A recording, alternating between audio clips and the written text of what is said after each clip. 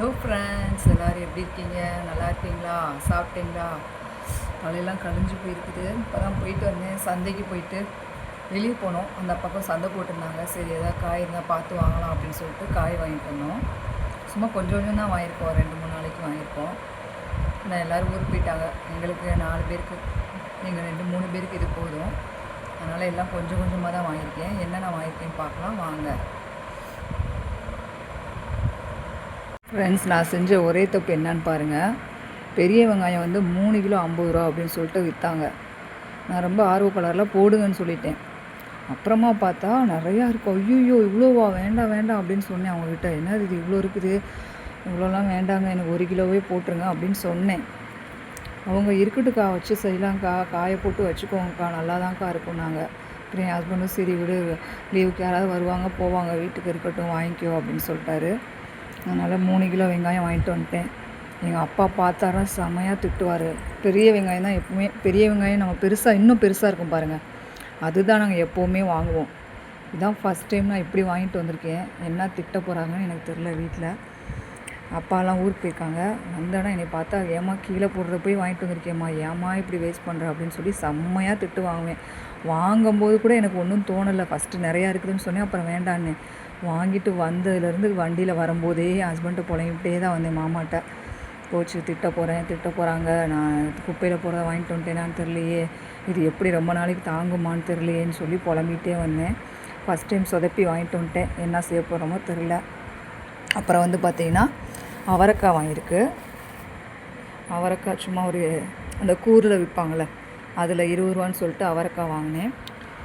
அப்புறம் கேரட்டு ஒரு கூறு 20 ரூபா, கத்திரிக்காய் ஒரு கூறு 20 ரூபா. கத்திரிக்காய் பார்த்திங்கன்னா பெரிய பெரிய கத்திரிக்காயாக இருந்துச்சு. அது எனக்கு பார்த்தோன்னே வாங்கவே தோணலை. குட்டி கத்திரிக்காய், பிஞ்சு கத்திரிக்காய் தான் எப்போவுமே நல்லாயிருக்கும். அப்புறம் தேடி அந்த லாஸ்ட் ஒரு கடைக்கு போனேன். பார்த்திங்கன்னா அங்கே பிஞ்சு கத்திரிக்காய் இருந்துச்சு. அதை அப்படியே வாங்கிட்டு வந்தாச்சு. கேரட்டு ஓகே, பரவாயில்ல, 20 ரூபாய்க்கு ஓகே தான். வெங்காயம் ஒன்று தான் கவலையாக இருக்குது. அப்புறம் வாழைப்பழம் இருந்துச்சு. சரி ஏலக்கி பழம் வாங்குவோம் அப்படின்னு சொல்லிட்டு ஏலக்கி பழம் எப்போவுமே நிறையா எடுப்போம். இந்த தடவை போதும், சும்மா வாங்கி வாங்கி கீழே போடுற மாதிரி இருக்குது. அதனால் கொஞ்சோண்டா 4-5 வாங்கினா போதும் அப்படின்னு சொல்லிட்டு வாழைப்பழம் வாங்கியாச்சு. அடுத்து பார்த்திங்கன்னா பீட்ரூட் வாங்கியிருக்கு. பீட்ரூட்டு இதுவும் ஒரு கூறு விற்றாங்க, 20 ரூபா அப்படின்னு சொல்லிட்டு பீட்ரூட் வாங்கிட்டு. மாங்காய் பாருங்கள் ஃப்ரெண்ட்ஸ், மாங்காய் இதே நான் கடையில் போன வாரம் வாங்கினேன், சாம்பாருக்கு போடணும்னு சொல்லிட்டு. இந்த ஒரு மாங்காய் 20 ரூபா.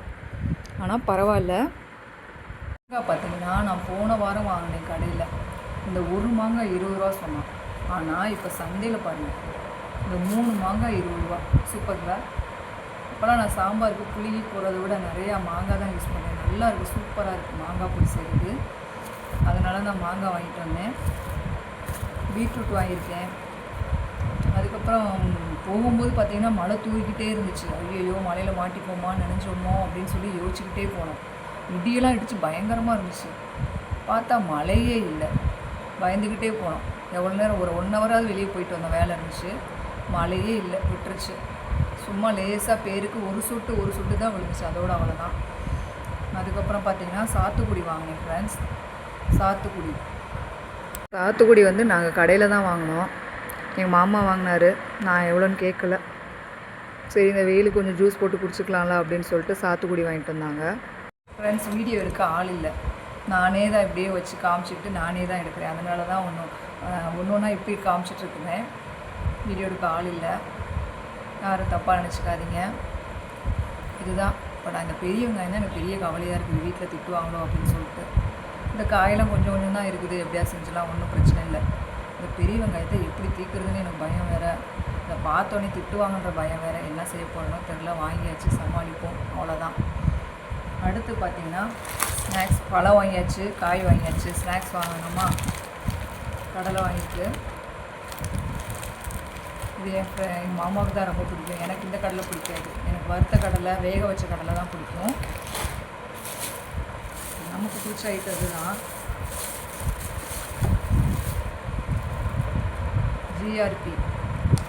ஜிஆர்பி மைசூர் பாக், கீ மைசூர் பாக் ரொம்ப ரொம்ப பிடிக்கும். இப்படி சாப்பிட்டா நான் ஒல்லியாக போகிறதே கிடையாது. வெயிட் போட்டுக்கிட்டே தான் இருக்கும். வாங்கிட்டு வந்தோடனே கையும் வாயும் சும்மா இருக்கல, சாப்பிட்டுட்டேன் பாருங்கள். ரொம்ப ரொம்ப பிடிக்கும். கீ மைசூர் பாக்குனா ரொம்ப ரொம்ப ரொம்ப பிடிக்கும்.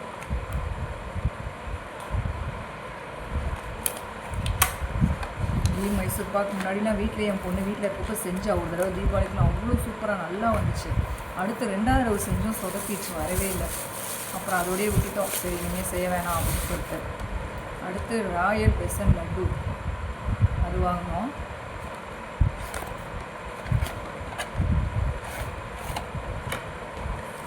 லட்டுன்னா லட்டு கிடையாது, இது சத்து மாவில் உருண்டை போட்டு வச்சுருப்பாங்க, அது மாதிரி நல்லா இருந்துச்சு. வந்தோடனே பாருங்க, வந்தோடனே மாமா ஒன்று எடுத்து சாப்பிட்டாங்க. நான் கொஞ்சமாக எடுத்து டேஸ்ட்டு பார்த்தேன், ஓகே. பையன் வெளியே போயிருக்கான், வந்தோடனே அவனுக்கு கொடுக்கணும். எவ்வளோதான் மழை பெய்யுது செய்து நம்ம பயந்துகிட்டே வெளியே போனாலும், வெளியே இன்றைக்கி சனிக்கிழமை பாருங்கள், எல்லோரும் வீக்கெண்டில் ஜாலியாக வெளியே வந்துட்டு கடைங்கெல்லாம் பார்த்திங்கன்னா எல்லா கடையும் கூட்டமாக தான் இருக்குது. முக்கியமாக இந்த ஸ்நாக்ஸ் கடை, டீ கடையெல்லாம் பார்த்திங்கன்னா அவ்வளோ கூட்டம். ஹோட்டல் பார்த்திங்கன்னாலும் கூட்டம், அவ்வளோ கூட்டம். எல்லாருமே இந்த குட்டீஸ்க்கெலாம் இப்போ லீவு. ஆக்சுவலாக 10th வந்து 12th தான் லீவ் விட்டாச்சுன்னு நினச்சிட்டு இருந்தேன் நான். வேறு எங்கேயும் சின்ன பிள்ளைங்களுக்கு லீவ் விட்டாச்சா எனக்கு தெரியல. ஆனால் பார்த்தீங்கன்னா எங்கே போனாலும் ஹோட்டலு, பார்க்கு, எல்லா இடத்துலையும் பார்த்தீங்கன்னா கூட்டம் இருக்க தான் செய்யுது. எல்லா பிள்ளைங்களும் என்ஜாய் பண்ணுறாங்க. லீவ் விட்டாச்சுன்னு நினைக்கிறேன். எல்லோரும் வெயிலில் கவனமாக இருங்க. ரொம்ப வெயில் அடிக்குது, பயங்கரமாக இருக்குது. நிறையா ஜூஸ் குடிங்க, தண்ணி நிறையா குடிங்க. வெயிலில் வெளியே போகாதீங்க, வீட்லேயே இருந்து விளையாடுங்க. செல்லு அதிகமாக பார்க்காதீங்க, கண்ணுக்கு கெடுதல், உடம்புக்கு கெடுதல், மூளைக்கும் கெடுதல். அதனால் செல்லு அதிகமாக யூஸ் பண்ணாதீங்க. வீட்லேயே நிறையா கேம்ஸு, கேரம் போர்டு, கார்ட்ஸு, அது மாதிரி விளையாடுங்க. ஜாலியாக இருங்க, என்ஜாய் பண்ணுங்கள். லீவாக என்ஜாய் பண்ணுங்கள் ஃப்ரெண்ட்ஸ். ஓகே ஃப்ரெண்ட்ஸ், அடுத்த வீடியோவில் பார்க்கலாம். என் வீடியோ பார்க்குறவங்க லைக் பண்ணுங்கள், ஷேர் பண்ணுங்கள், சப்ஸ்கிரைப் பண்ணுங்கள். பாய்.